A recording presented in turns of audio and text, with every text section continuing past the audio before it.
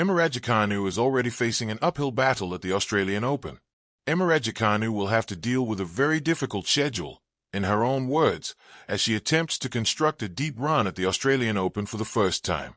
This tournament may be widely known as the Happy Slam, but it has yet to bring Raducanu much joy. And 2026 could well continue the pattern. Having arrived in Melbourne under the shadow of yet another injury-disrupted off-season, she has now been treated with little consideration by tournament director Craig Tiley, who has asked her to play late on Sunday night local time.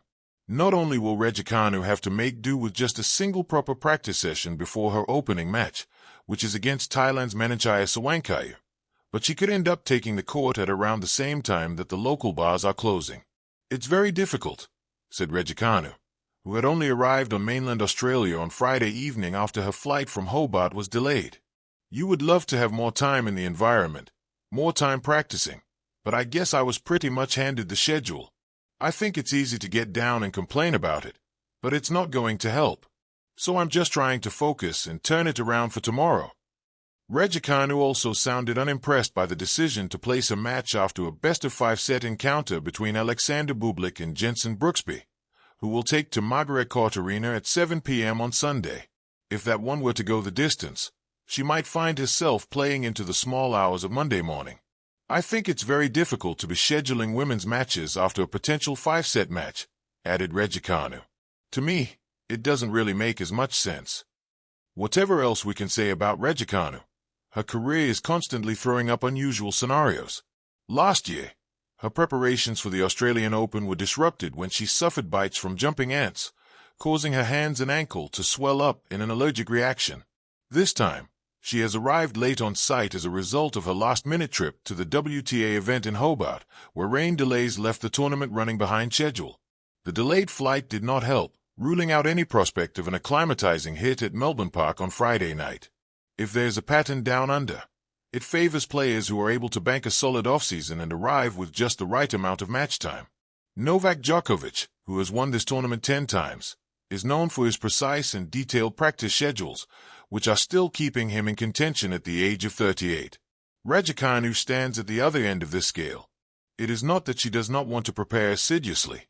The problem is that her fragile body rarely tolerates a solid training block. This year, she has only recently started running again after resting a bruised foot for several weeks, and her rustiness has manifested in 2 defeats from her first 3 matches of the year. What is more, Raducanu has arrived in Melbourne halfway through a technical rebuild for the 2nd straight season. In 2025, her work to remodel her serve had been interrupted by back spasms. Caught between the old and new motions, she sprayed double faults in all directions. This time, she has been trying to add weight to her forehand, which she has identified as the main area in need of improvement if she wants to compete with the likes of Iga Swiatek and Aryna Sabalenka. The problem here is that, if you take a longer swing, which has been her approach in these early matches, then you can be rushed by a powerful opponent. This is exactly how world number 204 Taylor Preston ambushed her in Hobart on Thursday, by hitting into the forehand corner with speed and depth. Asked about her forehand on Saturday, Raducanu acknowledged that it needs more work. "I need to kind of look at that and shorten it, because I feel like it's good in sighting conditions. But on these very quick courts, it doesn't really work, so I need to adjust that." Further tinkering is also required on her save, which has been extremely vanilla over the past 10 days or so. She has only a couple of aces to show for the 3 matches she has played to date. "I pretty much started hitting on the 20th of December, Raducanu added. "So it's not been much time at all.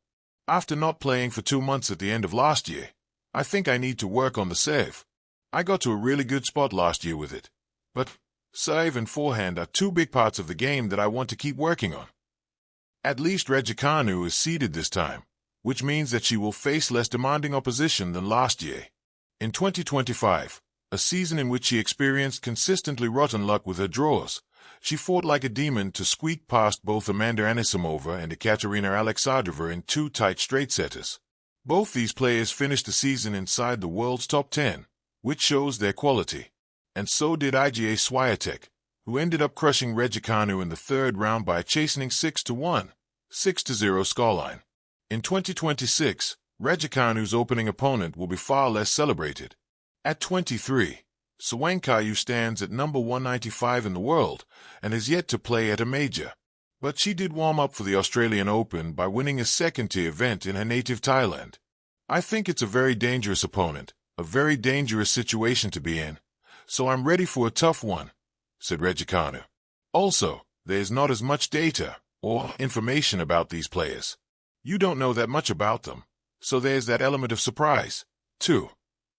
Emma Raducanu, the 20-year-old British tennis sensation, has already become a household name in the world of tennis. Her meteoric rise to stardom, culminating in a historic victory at the 2021 US Open as a qualifier, seemed almost fairy-tale perfect. Overnight, she went from a promising young talent to a global icon, hailed for her composure, athleticism, and fearless playing style. Yet, as the 2026 Australian Open looms on the horizon, Raducanu faces what might be one of the toughest challenges of her career: expectations, pressure, and the ever-shifting dynamics of elite professional tennis.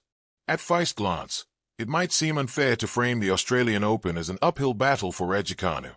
After all, she has already demonstrated she can compete against the very best. But professional tennis is a sport that leaves no room for complacency. Every tournament brings new adversaries, different surfaces, unpredictable weather, and, most significantly, the weight of expectation.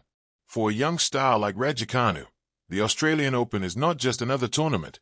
It is a stage where every move is scrutinized, every performance compared to the fairy-tale standards set in New York, and every loss magnified under a relentless media spotlight. Pressure of early success.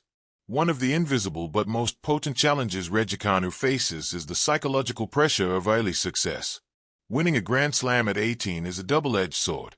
While it catapults a player into instant fame and financial security, it also creates a near-impossible benchmark. Every subsequent tournament, every match, is inevitably measured,